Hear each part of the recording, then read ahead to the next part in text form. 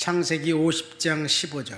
요셉의 형제들이 그들의 아버지가 죽었음을 보고 말하되 요셉이 혹시 우리를 미워하여 우리가 그에게 행한 모든 악을 다 갚지나 아니할까 하고 요셉에게 말을 전하여 이르되 당신의 아버지가 돌아가시기 전에 명령하여 이르시기를 너희는 이같이 요셉에게 이르라.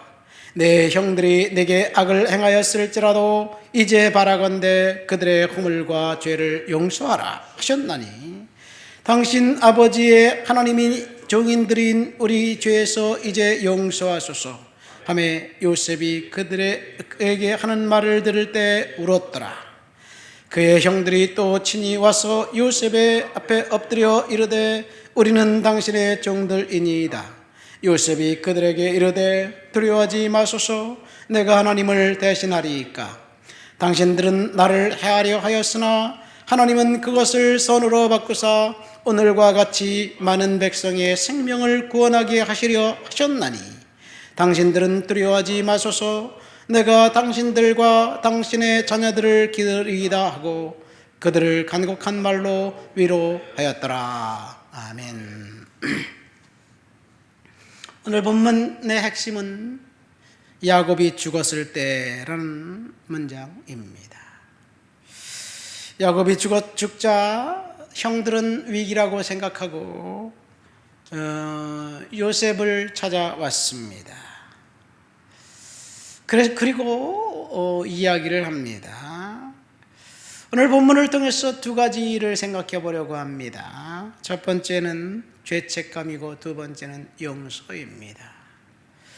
죄책감은 회개하지 않은 죄의 저주가 죄책감이라는 씨앗을 뿌리고 죄책감이 성장해서 저주가 됩니다.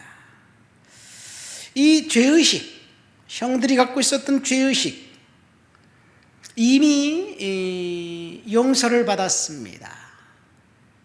그리고 동생과 함께 애굽에서 살고 있었습니다. 그럼에도 불구하고 회개하지 않은 죄는 죄책감의 쓴뿌리가 되어서 형들의 마음속에 자유를 상실하게 만들었습니다. 급기야는 아버지의 이름을 팔아서 거짓말을 합니다. 당신의 아버지가 살았을 때 이렇게 말했다고. 내 형들이 내게 악을 행했을지라도 용서하라. 그렇게 말했다고 거짓말을 합니다. 아마 형들은 효자인 요셉에게 우리 아버지가 아니라 당신의 아버지라고 말하면서 자신들의 그 문제를 해결하려고 했던 것 같습니다. 막강한 권력을 갖고 있었던 동생 요셉이 자신들을 벌하면 어떡하지 하는 그 죄책감 때문에 위기를 모면하고자 더 큰 죄를 또다시 집니다. 죄의 올무에 걸려들면 사탄은 놔줄 생각이 없습니다. 과거에는 죄를 졌으면 그 문제를 해결하고 모르는 사람들이 있는 곳에 가서 살면 새 삶을 살 수가 있었습니다. 그러나 오늘날은 그것이 불가능해진 사회가 되었습니다. 유명인이 어렸을 때 저지른 학폭 사건을 경우를 보세요. 자녀가 저지른 학폭이라면 현재 진행이겠지만 본인이 저지른 학폭이라면 적어도 20, 30년 전일 거예요. 빠르면 10년 전, 옛날 과거에 어렸을 때 저지른 죄가 현재의 나를 목을 조여 오고 있는 거예요.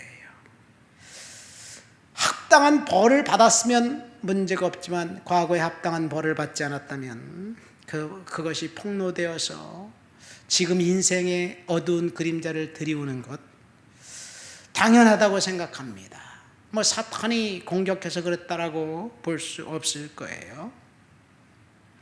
그러나 요즘 청문회 해양수산부 장관 청문회에 나온 걸 보세요. 그 사람이 20년 전에 음주운전으로 벌금 150만 원 받은 거, 그것 때문에 지금 자기가 없다는 거예요. 아니, 그보다 5년 전에 폭력 전과가 있어서 30만 원 벌금을 냈대요. 그것 때문에 자기가 없다고 지금 아우성입니다. 그때 그 일을 하지 않았으면 얼마나 좋았겠어요. 죄에 뿌려놓은 씨앗이 현재를 지금 공격하고 있는 거예요. 사탄이 그런 거예요. 사실 세상의 법은 공소시효라는 것이 있어요. 죄값을 받지 않고 도망다녀 10년, 15년 도망다니면 대부분 공소시효가 지나서 죄는 없다, 그렇게 치부합니다. 그런데 이미 25년 전에 죄값을 치른 것조차도 끄집어내서 비아냥거리면서 자격이 없다고 하는 것은 문제가 있을 수 있지만 사탄이 그렇게 하는 거예요. 그러니까 죄를, 그래서 우리는 도망치고 회개하고 철저히 끊어야 될 줄 믿습니다. 교회에서 목회자가 저지른 비리, 성범죄 이런 것들은 더 심각합니다. 아무리 회개하고 하나님 앞에서, 사람들 앞에서, 교회에서 문제를 해결했다 하더라도 도처에 널려있는 CCTV와 블랙박스를 가지고 사탄이 계속해서 인터넷에 끄집어내서 교회를 공격합니다. 오늘 본문 요셉 형들 10명이 요셉에게 찾아와서 용서해달라고 이제 이야기하면서 스스로 살 길을 도모하면서 아버지의 이름을 팔알고 형들이 요셉에게 비열하게 용서해달라고 이야기합니다. 그런데 형들이 회개했다는 말이 없습니다. 이 주홍 글자라는 책에 보면 이 딤즈데일 목사, 청교도 목사가 나옵니다. 아주 유명하고 영성이 있는 목회자. 한 번 설교하면 입에서 불이 나가서 사람들의 심령을 울리는 목회자였습니다. 그런데 그 여성이 간음죄에 연루되죠. 근데 이 여성 사람들 앞에서 죄를 고백하고 끝까지 상대 남자가 누구인지 발설하지 않습니다. 딤즈데일 목사는 알아요. 죄책감이 평생을 그를 뒤따랐습니다. 그래서 결국은 설교에서 자신감을 상실하고 몸이 축나고 이제 병이 걸려서 마지막 경축일 날 처형대에서 설교를 하고 자신의 죄를 고백하고 죽어요. 그러니까 죄의 값은 사망이라는 얘기예요. 죄책감으로부터 해방될 수 있는 방법은 딱 한 가지입니다. 죽음입니다. 죄를 자백하고 회개하면 하나님께서 용서해 주기 때문에, 그래서 죄의 싹은 사망이고, 그리고 십자가의 보혈로 용서받은 사람은 생명입니다. 오늘 본문 창세기 50장에 보면 형들이 동생에게 찾아와서 이제 이 죄책감 때문에 고민하면서 거짓말을 합니다. 그런데 그들은 회개하지 않았습니다. 용서를 구하지도 않았습니다. 거짓말로 더 큰 죄를 저질렀습니다. 물론 창세기 42장에 보면 음식을 사러 왔을 때 요셉이 형들인 것을 알아보고 시몬을 잡아 가두고 3년 동안 옥에다 가두고 동생을 데리고 오라고 이런 말을 하면서 그 형들이 서로 싸워요. 그때 그 아이에게 우리가 잘못했던 그것 때문에 우리가 이 벌을 받는 것이 아니냐. 베냐민 맏아들 루벤이 동생들을 책망합니다. 내가 뭐라 그랬냐. 그렇게 서로 이야기하지만 거기에 회개했다는 말은 없습니다. 가룟 유다도 회개하지 않았습니다. 그리고 자살했습니다.